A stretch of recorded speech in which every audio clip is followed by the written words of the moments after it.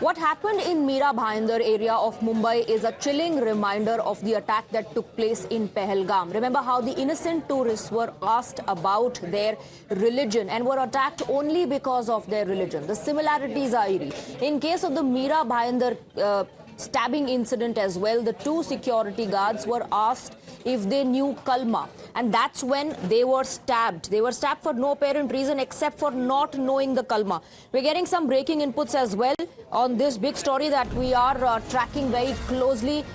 A chilling and disturbing testimony of the victim. This victim's account is only with Times Now, details that no other channel has.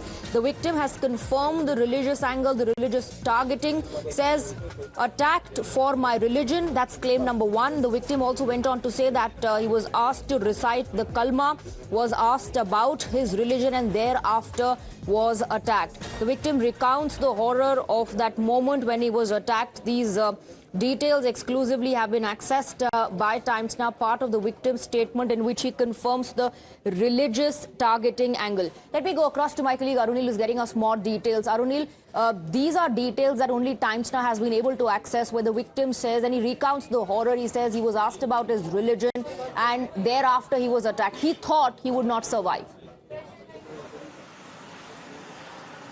Well, this is the statement of Subroto Sen, who was the security guard at this very building. Now, what he's exactly telling the local police over here, the Naya Nagar police station, his statement has been recorded. He was not that much injured. The other security guard was very seriously injured. So he was in a position to speak and basically give an exact detail about what exactly transpired on that horrific night. He's saying that the accused, Ansari in this case, came to him at 3 a.m. asked him, does he know where the nearby masjid is? He said that he knows. He asked him about the nearby mosque's name, masjid's name. He said, I don't know the name. He asked whether he is a Hindu. He said, I am a Hindu. Then Ansari went to a nearby chai shop, an Irani chai shop. There, Subroto Sen also went over there. He also saw him over there. And then later on, what transpired was extremely shocking. Ansari, the accused in the case, came over here and there was a verbal altercation. He basically again asked him that whether you are a Hindu, and then took out a knife from his pocket and started to stab him. He said that he got only saved because he immediately got into the cabin of the supervisor over here. He hid in that supervisor's cabin, and that's how he got saved. Immediately he got to know, he heard the loud screaming of his accomplice, his other security personnel, who was saying that I am going to die, save me. And what he saw was extremely horrific.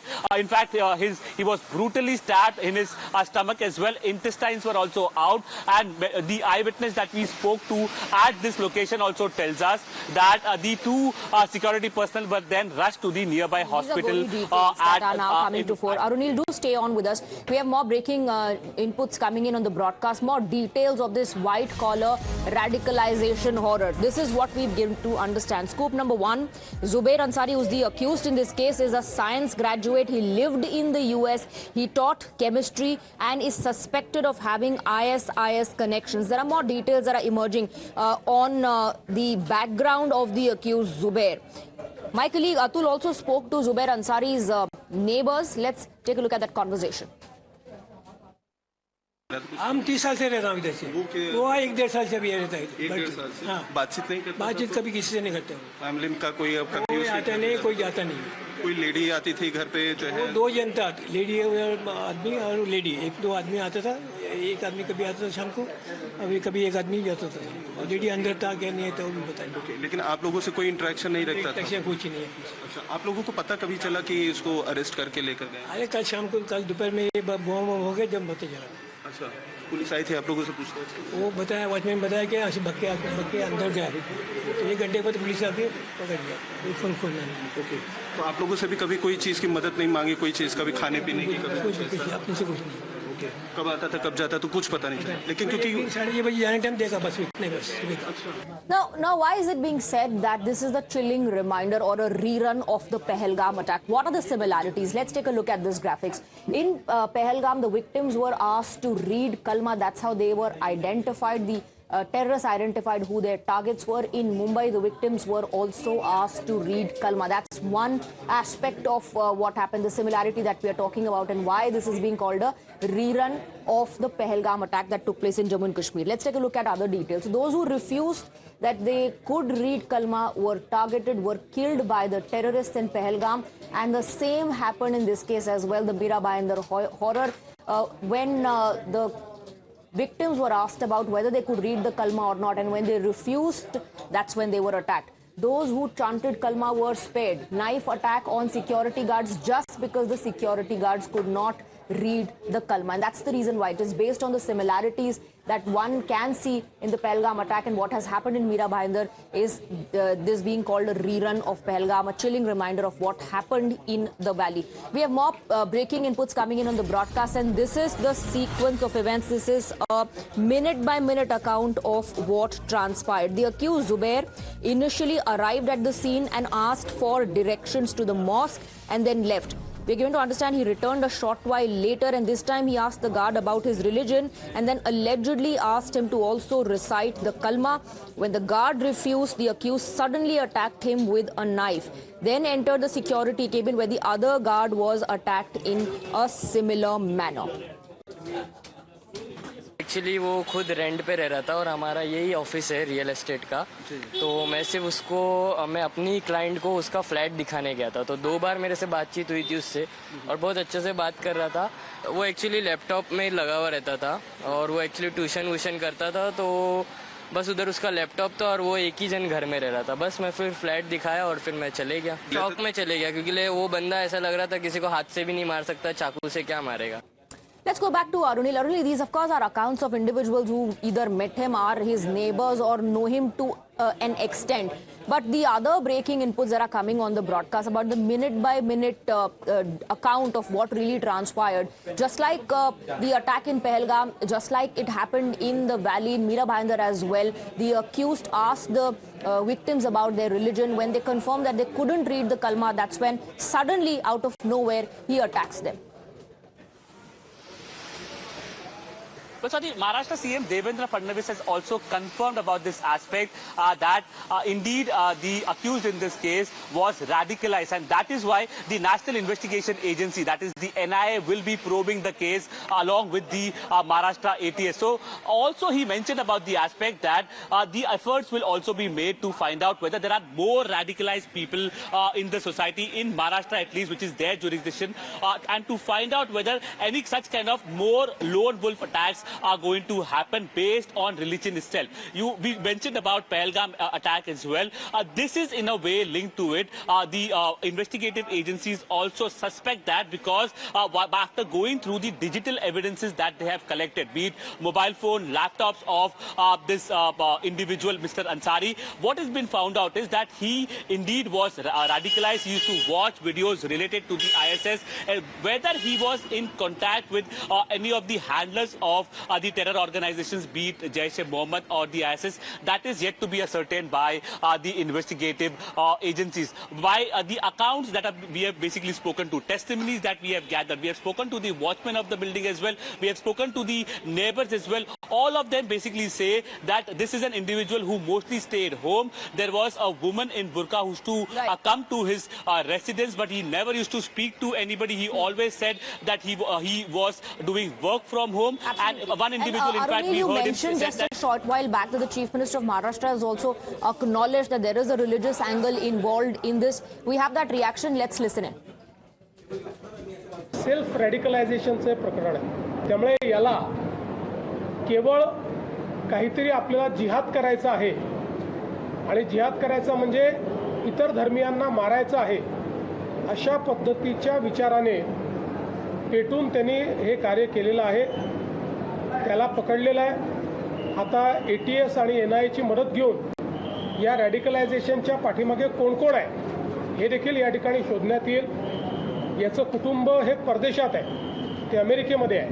हाही अनेक वर्ष परदेशात राहिलेला आहे. त्यानंतर इथे आल्यानंतर पहिल्यांदा कुर्ल्यामध्ये आणि त्याच्यानंतर नवानगरला तो राहायला आला. त्यामुळे आता याच्या पाठीमागे कोण कोण आहेत, याच्या लिंकमध्ये कोण कोण आहेत, अजून कोणी असे रॅडिकलाइज झाले आहेत का, या सगळ्या गोष्टी ज्या आहेत त्या आता तपासामध्ये पुढे येतील. We also have some exclusive details coming to fore about this individual, the accused Zubair Ansari. Now, why the allegations of radicalization or links to the ISIS being leveled? That's because there were some notes that were recovered from the accused's home when search was conducted. Some notes that had words like lone wolf, jihad and Gaza mentioned on them. Accused's mobile data is being scanned at the moment as we speak. Lenses on the internet history and call records along with social media account to ensure the allegations that have been leveled are backed and substantiated by evidence. And this is the reason why the description on those notes is a reason why the ISIS link has emerged. Also the reason why the angle of radicalization has come to fore.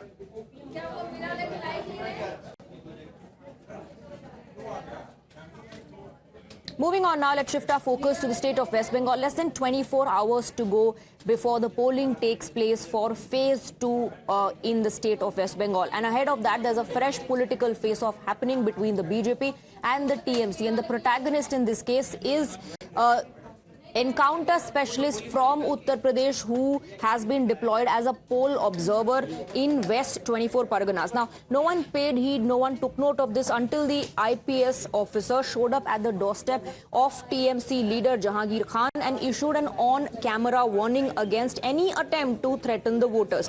That has triggered a political storm. Let's first take a look at the viral video. तो फिर उसकी खबर फिर अच्छे से लेंगे हम. ये जहांगीर के घर वाले भी खड़े हैं, उसको बता देना कायदे से.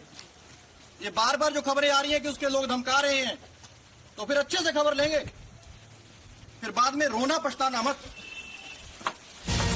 All right, we have some breaking inputs coming in. There's a fierce face-off over the encounter specialist, over the encounter cop in Bengal. Political storm escalating. TMC candidate Jahangir Khan has spoken to Times Now. He says ECI is following no rules in Bengal. And he's also questioned the direct warning by the cop. And you heard that video in which he says, अगर कोई ऐसी गड़बड़ी हुई तो अच्छे से खबर लेंगे. Encounter cop to Khan says, stay in line. If he is a Singham, we are Pushpa. That's what Jahangir Khan says. That's his response. Listen in. একটা অজয় পাল শর্মা উনি একটা পুলিশ অবজারভার, ওনার কোনো এখতিয়ার নেই, ইলেকশন কমিশনের কোনো রুলস নেই যে উনি ডাইরেক্ট সশরীরে উপস্থিত থেকে ধমকানো চমকানোর. ওনার যদি কিছু বলার থাকে উনি লোকাল এসপি, লোকাল আইসিকে উনি অর্ডার করতে পারে. উনি নিজে ডাইরেক্ট সশরীরে উপস্থিত থেকে ধমকাবে চমকাবে এটা আমরা মেনে নেব না. উনি নিজেকে বলছে আমি সিংহম. উনি যদি নিজেকে সিংহম মনে করে, আমরাও মনে করি নিজেকে পুষ্পা, ঝুঁকেগা নি. Let's go across to Ridhita, my colleague, who's getting us more details. A fresh face-off over the encounter specialist who has been deployed as poll observer in West Bengal. And the entire controversy is about that video which has gone viral, in which the cop can be heard saying, agar gadbadi hui to hisab liya jayega. Now, the TMC says, why is it that this cop is only issuing such threats against a TMC neta, against Jahangir Khan?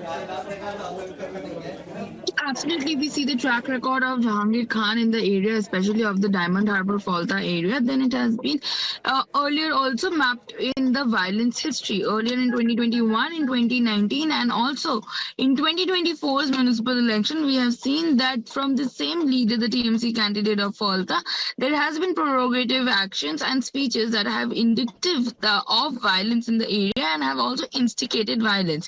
And also, given to what sensitive area Diamond Harbour is, we get to understand that the Election Commission has deployed special observers, strict surveillance over the area, and hence this encounter specialist from Uttar Pradesh was brought here, and he has been made the special observer of Abhishek Banerjee's turf, which is Diamond Harbour. And now we see that Trinamool Congress's candidate Jahangir Khan making fresh allegations and countering back to Ajay Pal Sharma, stating that if he has started the game and I am going to finish it. That was his first indicative over a public meeting. That particular exchange has now led to a massive political face-off. Ridhita, stay on with us. The Bharatiya Janata Party has called the cop UP ka Singham, who's cracking down on TMC goons, whereas the TMC has hit back, and their response is through a video of the officer, a dancing video of the officer saying, is this the Paribartan that BJP is talking about? Let's listen into the reactions. If you think by doing these illegal activities, that after 4th of May, you will go back to your state and you will be saved by your political masters. Let me say this in no uncertain terms. We will find you. We will file an FIR against you. There will be a charge sheet filed against you. And we will drag you to the court of law, where the strongest arm of the law will fall upon you. Threats are being issued openly. Now, Jahangir Khan says that picture abhi baki hai. He's also saying that this particular officer, this encounter specialist, is hiding behind the security forces, central forces, and issuing such statements. And then Mr. Jahangir Khan goes on to say, if the Durgas of the region unite, then the CRPF will disappear. Let's listen in. খেলাটা শুরু করেছে, কিন্তু শেষটা আমরা করব। তাই picture আবি বাকি মেরা দোস্ত সমে শুরু হয়েছে। তোমরা ভাবছো নিজেকে কয়েকটা সিআরপিএফ নিয়ে বড় বড় বাতালা দিচ্ছ, কিন্তু আজকের বঙ্গনগর 1 নম্বর অঞ্চলে মানুষ যদি হেঁটে যায় না, সিআরপিএফ হাওয়ায় উড়ে যায়। একইভাবে বিজেপির দালাল সিআরপিএফ কে কিভাবে জব্দ করতে হয়, কিভাবে টাইপ করতে হয়, সেটা ভালোভাবে জানে। So let's take a look at who this officer is, whose video went viral, after which started the political face-off. UP says, BJP says he is the Singham of Uttar Pradesh, and the TMC in response to that has released some videos in which the officer can be seen dancing, saying that is this the kind of parivartan that BJP is talking about. So here we are talking about the officer who the BJP calls UP ka Singham. He's a 2011 batch IPS officer from Uttar Pradesh cadre, additional CP in Prayagraj, and he's a qualified dental surgeon as well. There are some allegations that have been leveled against the officer in the past. Accused in 2020 cash for posting scam, but is later of course exonerated. But these allegations were leveled in 2020. In 2019, private criminal complaint was filed, and that case is ongoing. So while in the 2020 case he was exonerated, in the 2019 case the investigation is currently ongoing. So these are the details that are being put out now in public domain, and the TMC questioning the officer, along with the officer, the Bharatiya Janata Party, and their intent as well. Let me go across to Shivam, who's joining us in the broadcast with more details. Yet another issue that has led to a face-off between the BJP and the TMC. This time around, it's the officer Ajay Pal Sharma. His videos in which he's seen dancing have been put out in public domain, constantly being posted on social media, where the TMC says, is this the kind of parivartan that BJP is promising the people of West Bengal?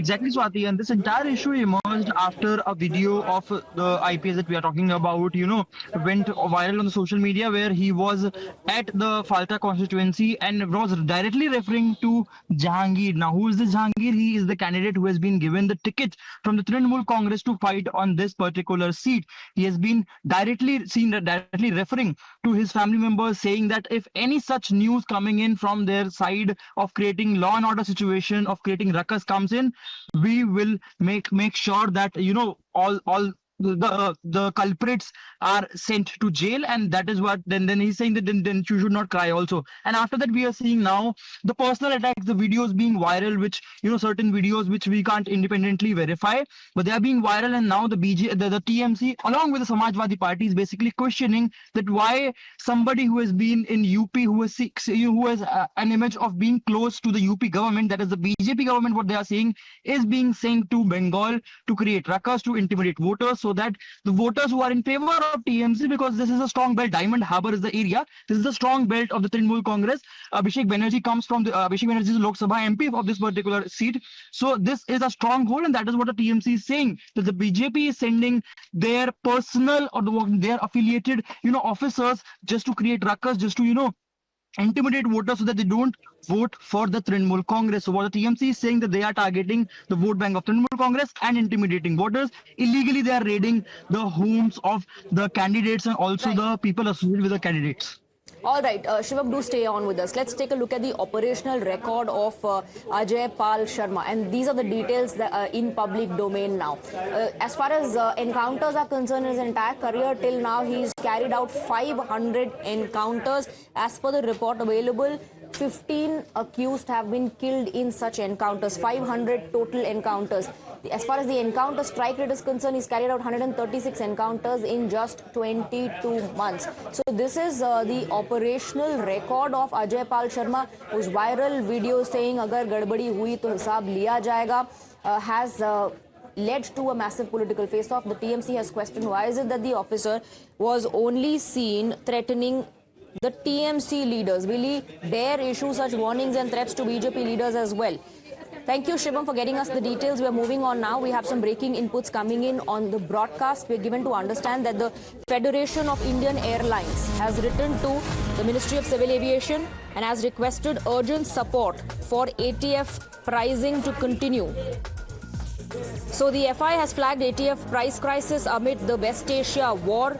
Indian airline industry is under extreme stress. That's the concern that the FIA has highlighted. So this FIA comprises of Air India, Indigo and SpiceJet, which is seeking urgent intervention on the current air turbine fuel pricing. FI says airline industry is under extreme stress and are on the verge of closing down or stopping its operations.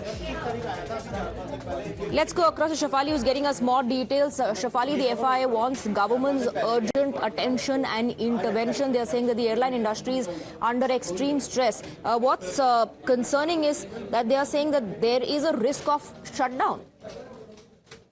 Right. FIA has written a letter to Ministry of Civil Aviation seeking urgent intervention in the current ATF prices. They are saying that the curtailment or the manner in which the prices were shut down was for the domestic, but because of the international, the prices remain same. It is making airlines pay more, and earlier we know that 30 to 40% is what the ATF costs in the operations, but now they are saying that it has increased to 55 to 60%, creating completely operatable conditions for airlines. So there are three things which the FIA is seeking. One is temporary deferment of excise duty on ATF. They are saying that generally in percentage wise, the excise duty is charged and they want a formative amount for that, so that if the prices of fuel varies, it's not on the price that they have to charge. They can be a fixed amount for which they can be charged. Apart from that, they are asking for reduction in VAT. VAT, they are saying second, Delhi comes on the second demands: highest temporary number. deferment of excise duty on ATF, reduction of VAT in key states and reinstatement of a cracked brand in line with pre-agreed formula. Thank you very much, Shafali, for getting us the details. With that, we are slipping into a very short break. We have a lot more lined up on the other side. Stay on with us.